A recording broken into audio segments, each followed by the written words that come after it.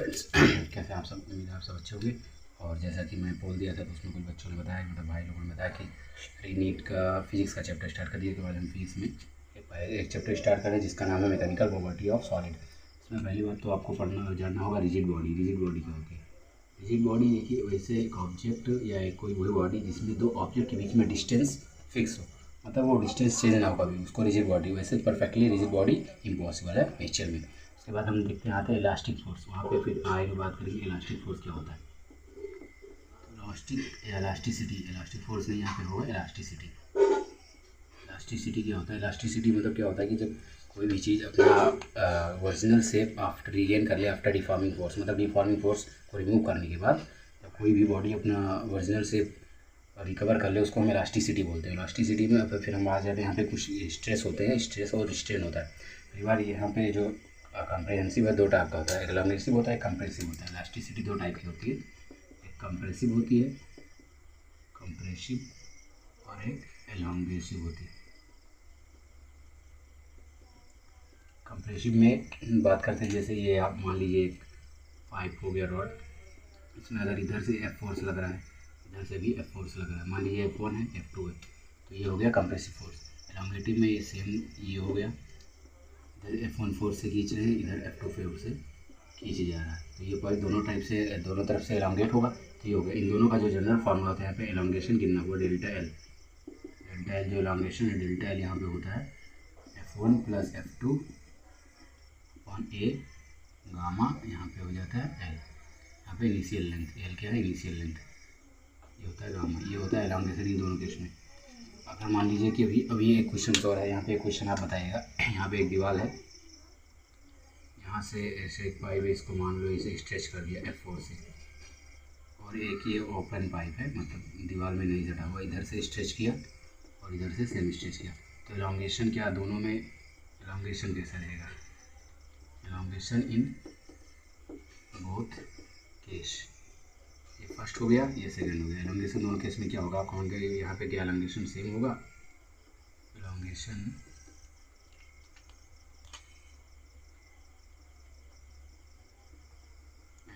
Same in both case और elongation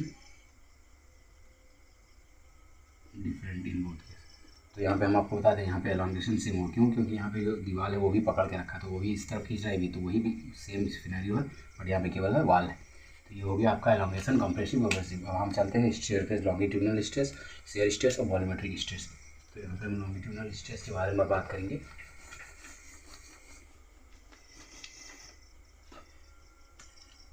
हो जाएगा लॉन्गिट्यूडनल स्ट्रेस,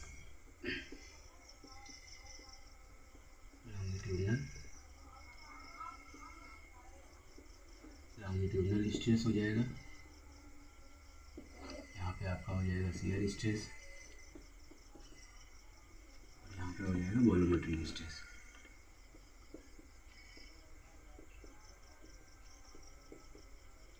वॉल्यूमेट्रिक स्ट्रेस, तो लॉन्गिट्यूडनल स्ट्रेस में पहले हम बात करते हैं।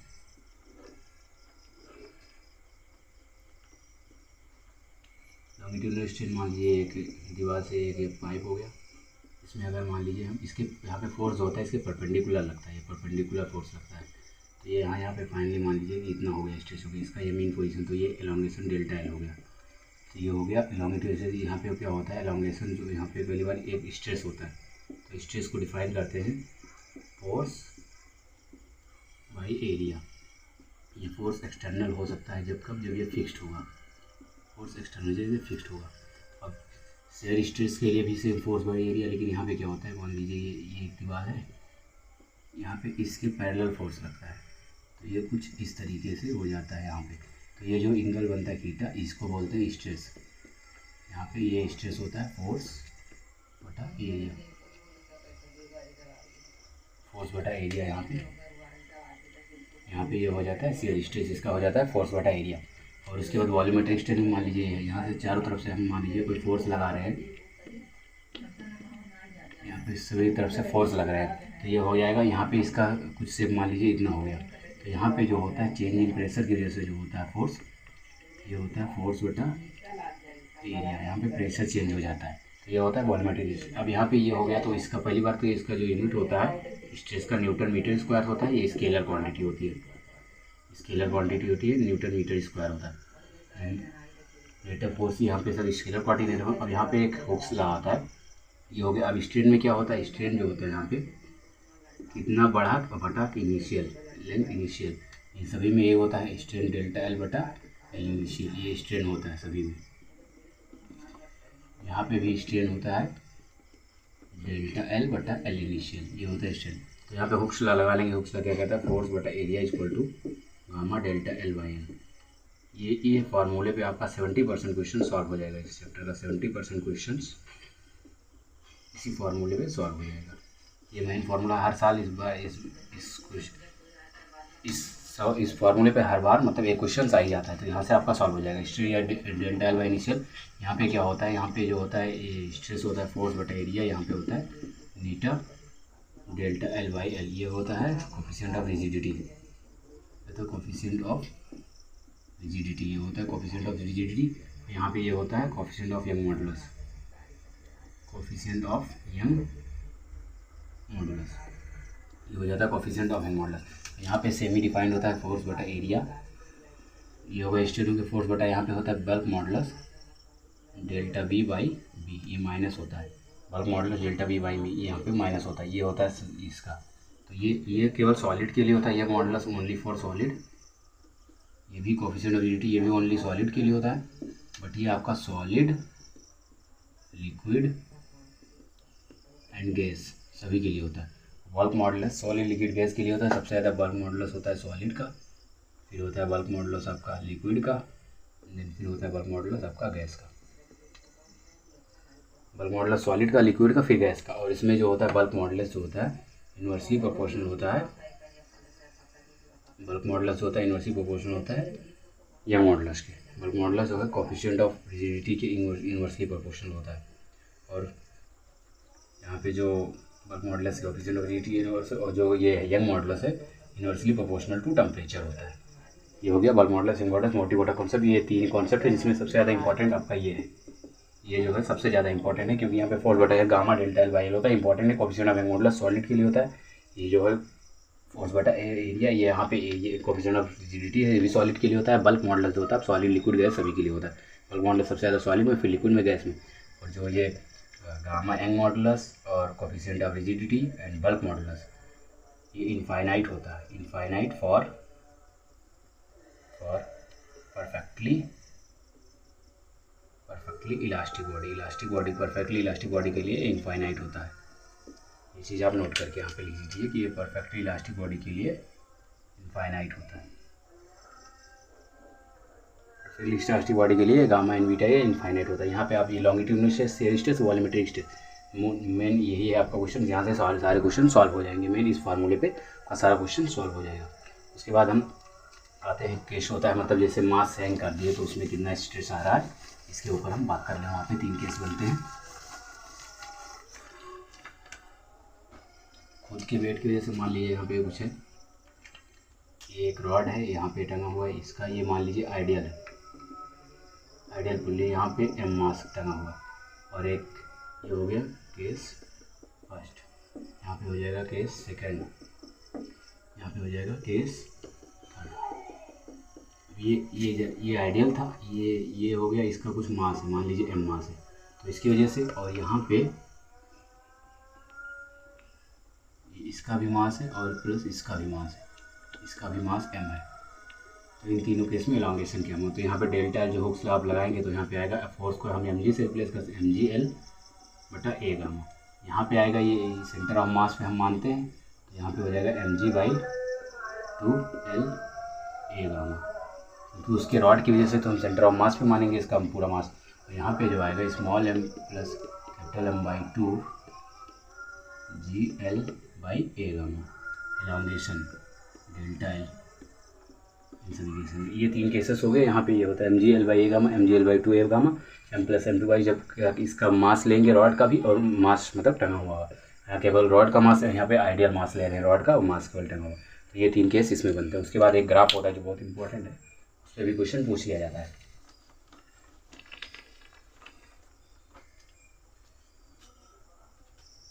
यहाँ यहाँ पे एक ग्राफ होता है, अब यहाँ पे स्ट्रेस वर्सेस स्ट्रेन का, यह है स्ट्रेन, यहाँ पे होता है स्ट्रेस वर्सेस स्ट्रेन का कुछ ऐसा ग्राफ होता है। यहाँ पे पहले यहाँ तक डायरेक्ट प्रोपोर्शनल लिमिट होता है, यहाँ तक आपकी प्रोपोर्शनल लिमिट होती है, उसके बाद यहाँ पे कुछ ऐसा होता है, फिर इसके बाद थोड़ा सा यहाँ फिर ऐसा हो जाता है। तो ये यहाँ वो पॉइंट मान ले रहे हैं, इस पॉइंट को नाम दे रहे हैं ए, यहाँ पे दे रहे हैं बी, ये पॉइंट हो गया आपका सी, ये पॉइंट हो गया डी। तो जो ओ से ए रीजन है, ओ से ए रीजन और ओ से बी रीजन, बी से सी रीजन और सी से डी रीजन, ये 4 रीजन बनते हैं। Shear stress effort energy store का है, इस ग्राफ पे क्वेश्चन आता है। मतलब तो ये क्या है, यहाँ पे प्रोपोर्शनल लिमिट होता है, ओ से लेकर यहाँ तक क्या होता है, प्रोपोर्शनल लिमिट होता है, प्रोपोर्शनल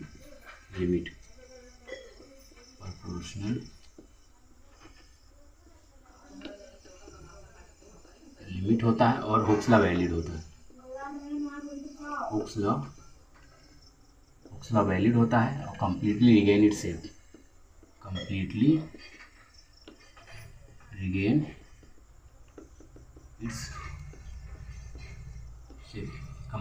इट्स शेप होता है और यहाँ पे कंजर्वेटिव होता है। एक और है कंजर्वेटिव होता है। तो यहाँ से ओ से ए जो आपका है प्रोपोर्शनल लिमिट कांस्टेंट होता है, हुक्स लॉ वैल्यूड होता है यहाँ तक, ओ से ए तक कंप्लीटली रिगेन इट्स शेप और फिर ओ से बी जो है यहाँ पे भी आपका यहाँ इलास्टिक लिमिट होता है, ओ से B elastic limit, Hooke's law not valid और parts completely regain its shape, ये भी होगा कंप्लीटली रिगेन इट्स शेप।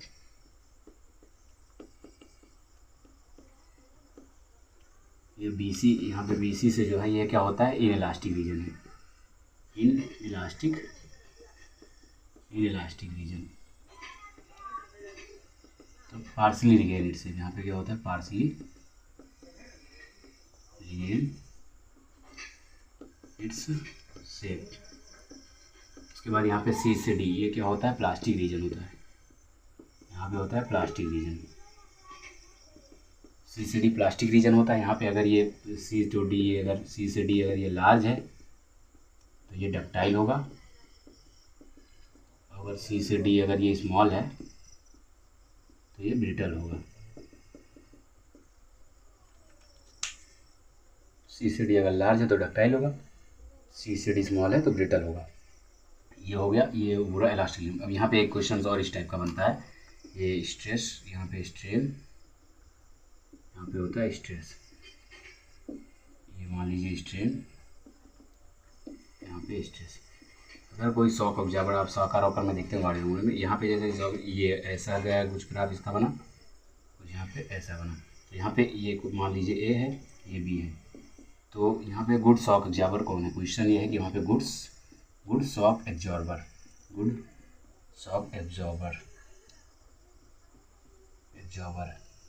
ए है और बी है, कौन सा है। तो यहाँ पे जो, क्योंकि जितना ज़्यादा एरिया होगा उतना ज़्यादा इसमें स्ट्रेस झेलने की क्षमता होगी, तो स्ट्रेस वर्सेस स्ट्रेन का जो कर्व है यहाँ पे ये होगा, तो ये गुड शॉक एब्जॉर्बर, तो यहाँ पे ए जो है आपका गुड शॉक एब्जॉर्बर, ये हो गया। अब इसके बाद हम बात कर लेते हैं सीरीज़ में, और अब ये एक कॉन्सेप्ट यहाँ पे मतलब कि elastic limit in series and parallel combination का हम बात कर लेते हैं। इसके बाद आप कहेंगे कि रफ कर देते हैं, तो आप पहुँच करके नोट्स कर लीजिएगा, अगर जो नेट सुनने से सभी लोग नोट्स बनाए होंगे। तो यहाँ पे पहली बार तो स्ट्रेस वर्सेस स्ट्रेन का एक और देख लीजिए, ये स्ट्रेन है, यहाँ पे हुक्स लॉ का मेन जो नियम था, हुक्स लॉ यही था कि stress is directly proportional to strain, ये प्रोपोर्शनल लिमिट हटती है तो यहाँ पे स्ट्रेस बराबर आ जाता है गामा टाइप ऑफ स्ट्रेन। ये स्ट्रेस हो गया, ये स्ट्रेन हो गया, तो यहाँ पे जो ये स्लोप है ये थीटा बताता है, ये थीटा किसको बताता है, यहाँ पे गामा को बताता है। इस पर भी कई सारे क्वेश्चन आ जाते हैं, मान लीजिए कि ऐसे हो गया, एक ये टेम्परेचर हो गया और ये कि ये T1 टेम्परेचर हो गया, या T2 टेम्परेचर हो गया, ये स्ट्रेस है, यहाँ पे स्ट्रेन है। इस तरह के क्वेश्चन आप बहुत देखते होंगे। तो यहाँ पे बता दीजिए कि कौन सा ज़्यादा है, मतलब मान लीजिए इसका है कुछ हीटर और इसका, तो यहाँ पे T1 ग्रेटर है या T2, T1 is greater than T2 और T2 is greater than T1 और T1 बराबर T2। यहाँ पे क्या है, तो यहाँ पे आप देखेंगे कि जो हम बताएं स्ट्रेस जो है यंग मॉडुलस जो है इन्वर्सली प्रोपोर्शनल टू टेम्परेचर होता है। तो टेम्परेचर जिसका यंग मॉडुलस ज़्यादा है, अब इसका स्लोप ज़्यादा है तो जिसका टेम्परेचर कम होगा, तो यहाँ पे T1 is greater than T2, आपका ये आंसर आ जाएगा। क्योंकि यंग मॉडुलस, इसका यंग मॉडुलस ज़्यादा है तो Young modulus inversely proportional to temperature होता है। ये टेम्परेचर यंग मॉडुलस ज़्यादा है, टेम्परेचर कम होगा, तो यहाँ पे आपका आंसर आ जाएगा T1 is greater than T2। ये हो गया। इसके बाद हम फिर पैरेलल और सीरीज कॉम्बिनेशन की बात कर ले हैं। तो यहाँ पे हम बात कर ले रहे हैं सीरीज कॉम्बिनेशन। यहाँ पे हम बात कर ले रहे हैं पैरेलल कॉम्बिनेशन। यहाँ पे 2 पॉइंट है जो आपकी, यहाँ पे स्ट्रेस जो होता है सेम होता है, सीरीज कॉम्बिनेशन में स्ट्रेस सेम होता है, एलोंगेशन डिफरेंट होता है, यहाँ पे मान लीजिए कि यहाँ पे ये हो गया एक, और एक यहाँ पे और एक पॉइंट जोड़ लिया हमने। इसका भी मान लीजिए लेंथ, इसका लेंथ L1 है, इसका लेंथ L2 है, इसका गामा 1 है, इसका गामा 2 है, एरिया दोनों का सेम है। तो यहाँ पे जो सीरीज कॉम्बिनेशन में जो निकलता है, पहली बात तो यहाँ पे गामा इक्विवेलेंट जो निकलता है वो आता है यहाँ पे गामा 1 प्लस गामा 2 बटा L1 by gamma 1 plus L2 by gamma 2। तो यहाँ पे जो सीरीज कॉम्बिनेशन का फाइल, अगर हम लेंथ को सेम मान लें, लेंथ अगर सेम ले रहे हैं, तो यहाँ पे जो आता है 2 गामा 1 गामा 2 बटा गामा 1 प्लस गामा 2, ये आ जाता है। अगर लेंथ सेम है तो आर इक्विवेलेंट यहाँ पे आ जाता है। पैरेलल में क्या होता है कि यहाँ पे स्ट्रेस डिफरेंट होता है, स्ट्रेस डिफरेंट हो जाता है, एलोंगेशन सेम हो जाता है। यहाँ पे एलोंगेशन सेम हो जाता है। Parallel combination stress different, elongation same हो जाता है। मान लीजिए यहाँ पे ये लगा है, ये दोनों, तो ये दोनों साथ ही में तो गिर जाएंगे, तो यहाँ पे एलोंगेशन सेम और स्ट्रेस डिफरेंस होता है।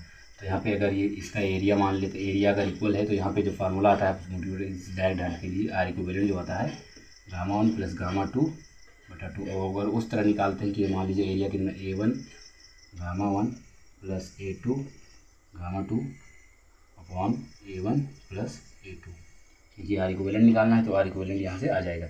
ये होता है इसका पैरेलल की तरह, मतलब ये सीरीज की तरह जुड़ जाता है पैरेलल कॉम्बिनेशन। तो सीरीज कॉम्बिनेशन हो गया, पैरेलल कॉम्बिनेशन हो गया इसका। उसके बाद हम बात कर लेते हैं, अब आ जाए थोड़ा सा टॉपिक पॉइजन रेशियो और ट्विस्ट एंगल। पॉइजन रेशियो और ट्विस्ट एंगल बचा तो उसको हम देख लेते हैं। उसके बाद आपका ये चैप्टर मोटा मोटा फिनिश हो जाएगा। आप इसके न्यूमेरिकल्स PDF या BPP से कहीं भी कर सकते हैं, किसी भी बैच से। उसके बाद जाते हैं यहाँ पे, हम आ जाते हैं पॉइजन रेशियो, और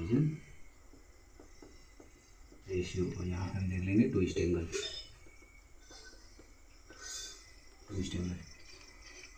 पॉइजन रेशियो में क्या होता है कि मान लीजिए ये एक है, ये इतना था पहले, अब इसको खींच के कुछ इस तरह से कर दिया गया। तो जो यहाँ पे है ये आपका होता है, यहाँ पे पॉइजन रेशियो को हम डोनेट करते हैं सिग्मा से। ये जो होता है, ये इतना जो ये होता है आपका लेटरल स्ट्रेन जो होता है डेल्टा R बाई R, और यहाँ से जो है यहाँ तक ये होता है लॉन्गिट्यूडनल स्ट्रेन,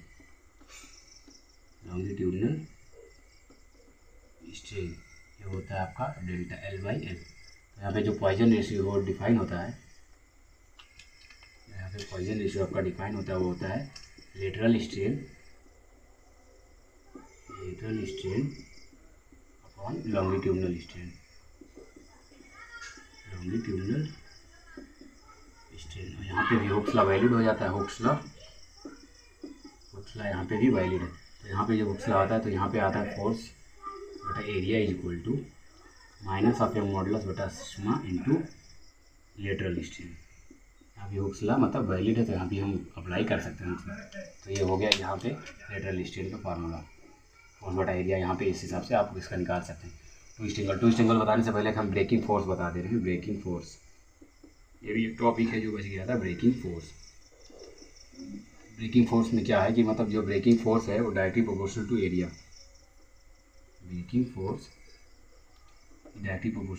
होता है। तो ये डायरेक्टली प्रोपोर्शनल का कॉन्सेप्ट ये हटता है, तो यहाँ पे आ जाता है सिग्मा, जिसको हम ब्रेकिंग फोर्स बोलते हैं। Breaking force directly proportional to area. यहाँ ब्रेकिंग स्ट्रेस है, ये फोर्स नहीं है, ब्रेकिंग स्ट्रेस टॉपिक है, ब्रेकिंग स्ट्रेस। तो यहाँ पे breaking force directly proportional to area, तो यहाँ पे ये सिग्मा जो आता है वो हो जाता है ब्रेकिंग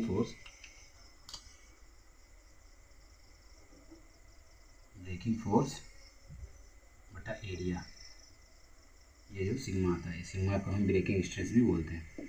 तो यहाँ पे दूसरा सिग्मा होगा ब्रेकिंग स्ट्रेस, ये आपका पॉइजन स्ट्रेस। तो ये जो होता है प्रोपोर्शनल लिमिट होता है, प्रोपोर्शनल लिमिट। एक चीज़ और यहाँ पे नोट करके लिख लीजिएगा, ये जो है breaking sigma proportional does not depend on area, does not depends on area. बहुत लोग बोलेंगे सर ये ब्रेकिंग फोर्स बटा एरिया से होता है प्रोपोर्शनल, तो एरिया पे क्यों डिपेंड? ये इसके रेशियो पर डिपेंड करता है, ना कि एरिया पर डिपेंड करता है। क्योंकि आप ट्विस्ट एंगल एक होता है, तो ट्विस्ट एंगल एक लास्ट टॉपिक है जो हम 2 मिनट में देख लेते हैं। ट्विस्ट एंगल क्या होता है कि मान लीजिए एक है यहाँ पे एक सिलेंडर, ये मान लीजिए एल लेंथ है। अब यहाँ से हमने इसको थोड़ा सा ऐसे घुमाया, ऐसे यहाँ पर ये कुछ इस तरीके से घुमा, इसको थोड़ा और सा बड़ा कर लेते हैं।